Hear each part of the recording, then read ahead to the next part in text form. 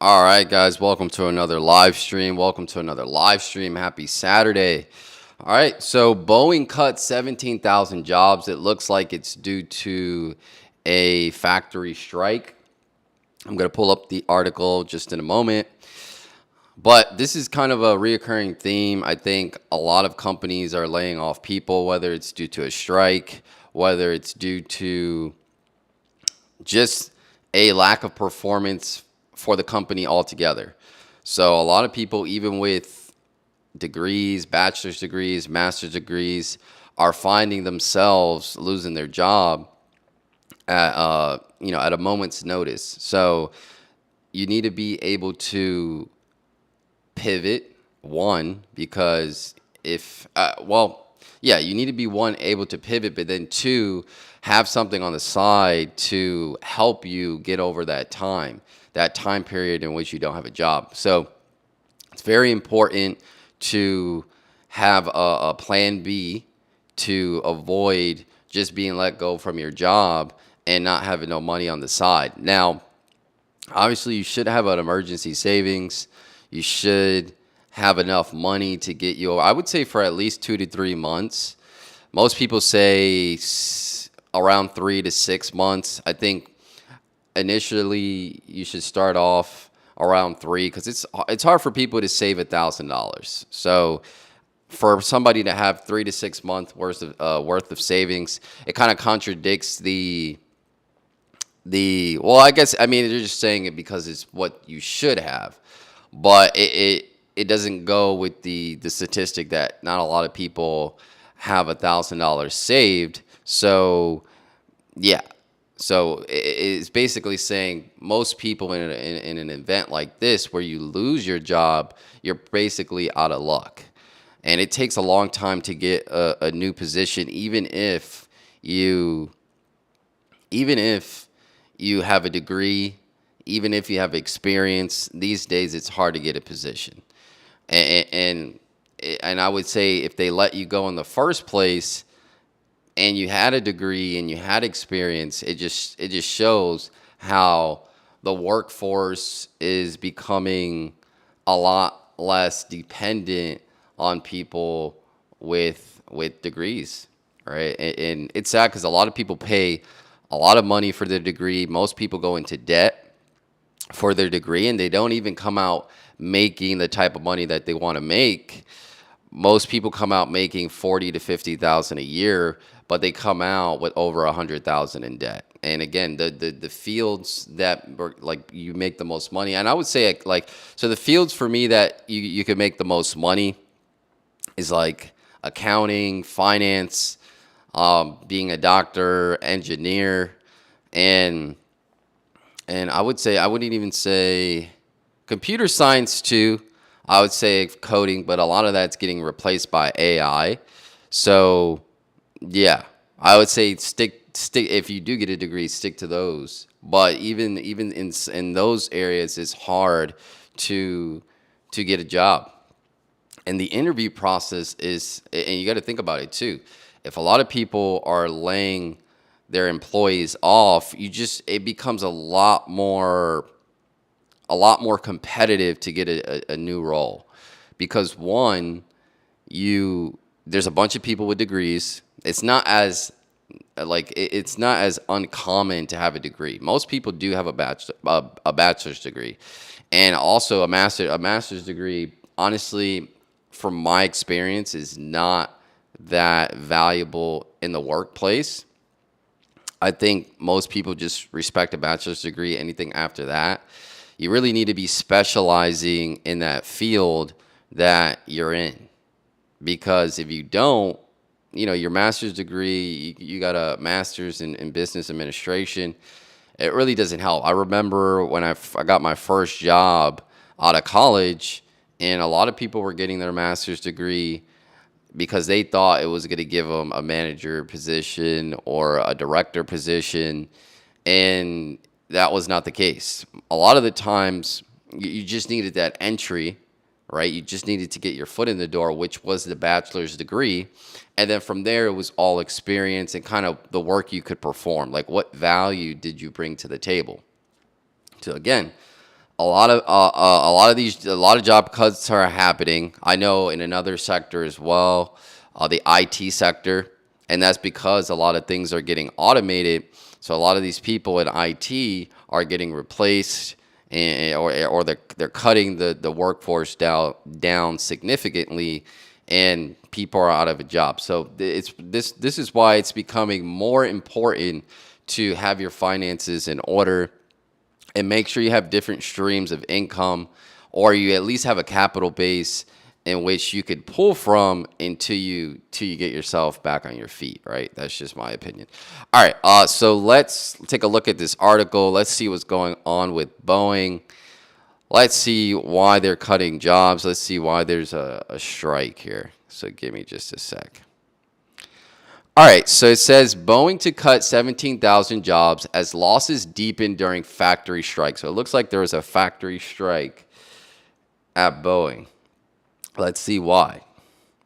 It says Boeing will cut 10% of its workforce, or about 17,000 people, as the company losses mount and a machinist strike that has idled its aircraft factories enters its fifth week. It will also push back the long-delayed launch of its new wide-body airplane. Yeah, I actually read somewhere that, well, I would say in the last year or two, there were a lot of incidents with Boeing planes where they, they just had some type of hiccup, right? I'm not sure if it was due to the people that was performing the maintenance, or it was just the, a faulty piece of equipment, or whatever the case may be. But Boeing has been appearing on the news for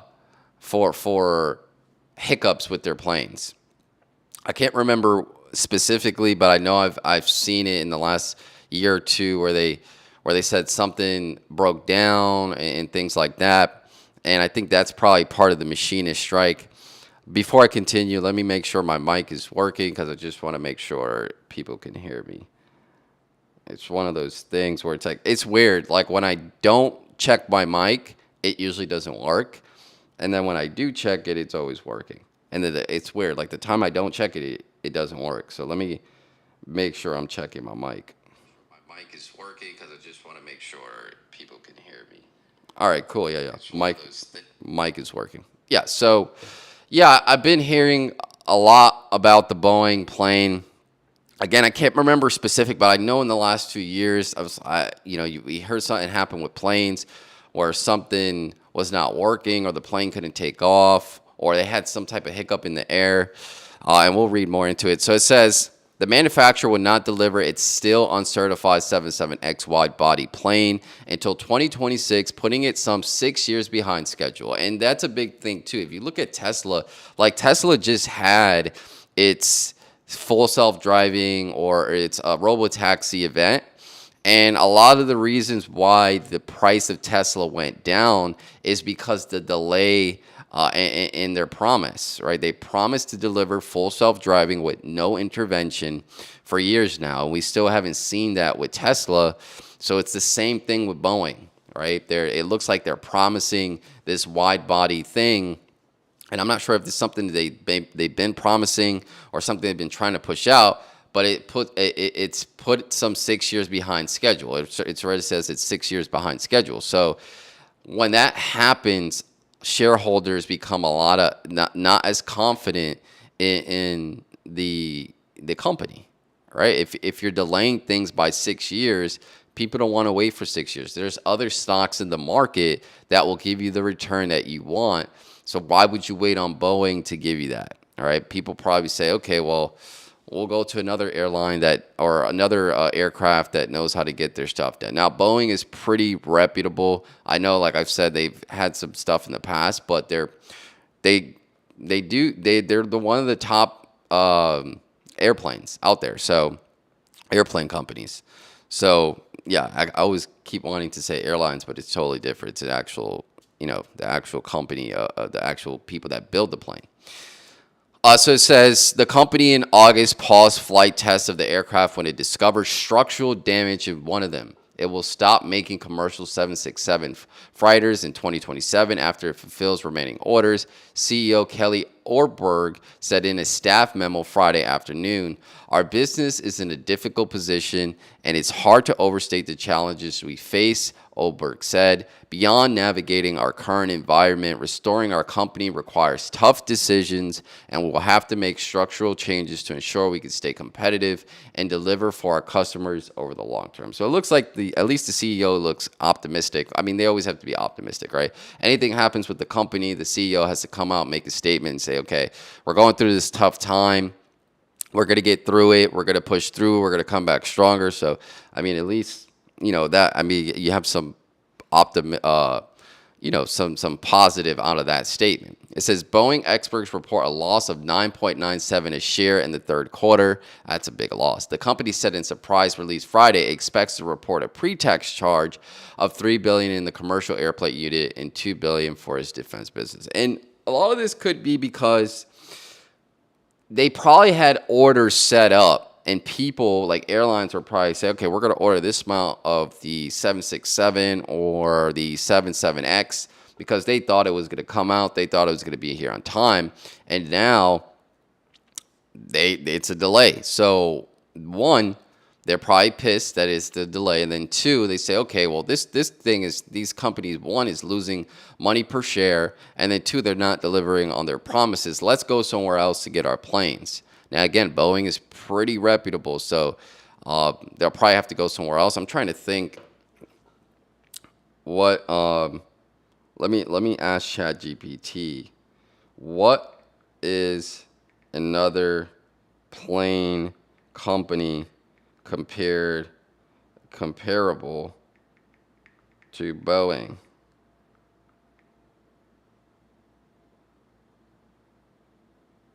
Airbus. Okay, so yeah, Airbus. The Airbus is very popular too. These two models are the most direct competitors in narrow-body air market. Both are widely used for short to medium-haul flights, with the A320 series being Airbus' response to Boeing 737. Boeing 78 Dreamliner versus Airbus. Okay, so Airbus. Yeah, I've heard of Airbus. So yeah, they might say, okay, Boeing's having trouble. They're going through this strike. They're losing money per share. They're not confident in their release. Let's go get some Airbuses instead of Boeing. And it just makes sense.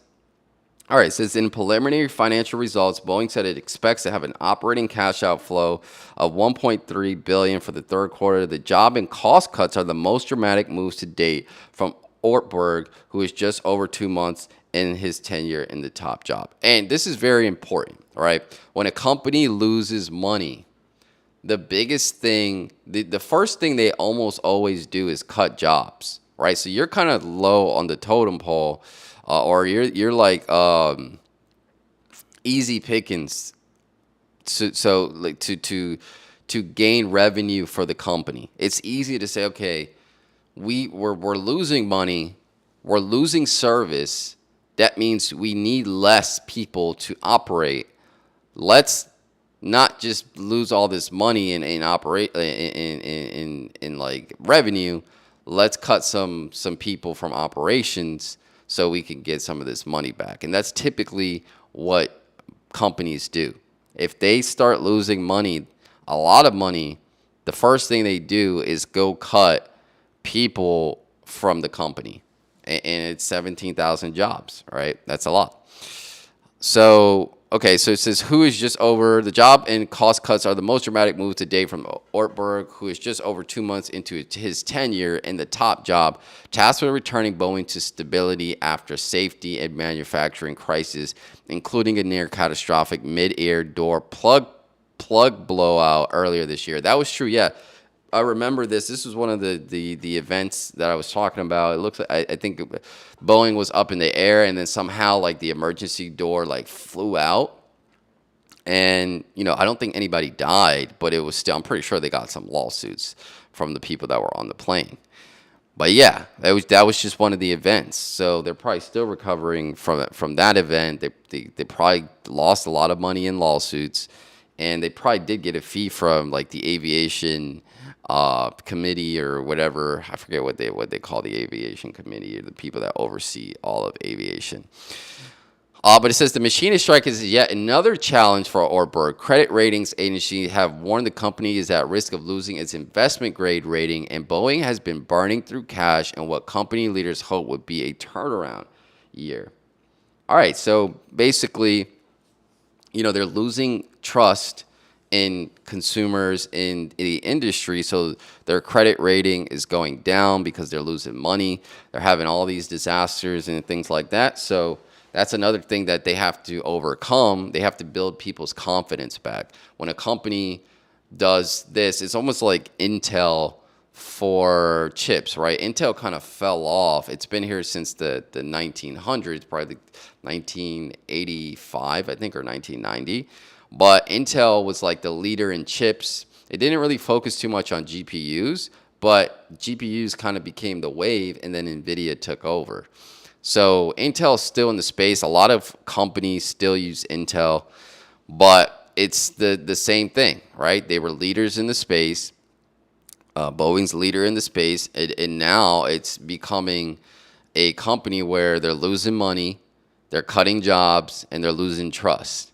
So that's kind of, those are like the worst three things that you need for a company that you're investing in. So that's leading to job cuts. They're cutting jobs, right? And there's a machinist strike, and 17,000 people lost their job. So not a good time for Boeing. Not a good time to, hopefully, you can find a job pretty quick if you lost your job at Boeing. But it's just, again, the financial lesson of this article is that you always need a backup plan. You can't always depend on the job to cover expenses. You need a safety net too, and then also develop something on the side so where you're not caught out, or you're not left out for dead if you lose your job. And again, if you look at the statistics, not most people have $1,000 saved, but then the statistics say you should have 3 to 6 months worth of savings. So let's just say, on average, people make $2,000 to $3,000 a month. They're saying you should have upwards to 10 to 20,000 in emergency savings for an event like this where you lose your job, right? And again, the job market is becoming very competitive, so and also they're cutting the need for people at the job. So yeah, you're fighting against two waves. One, technology is taking over, and then two, it's getting competitive, right? Because then you have all these people, and I'm not sure if they need a degree, like the people that at Boeing that they cut 17,000 jobs. I'm not sure the ratio of how many people had degrees, but I'm pretty sure a lot of them had degrees. So degrees are becoming a lot more common. I remember so I graduated in 2015, and it wasn't that common for people to have a bachelor's degree.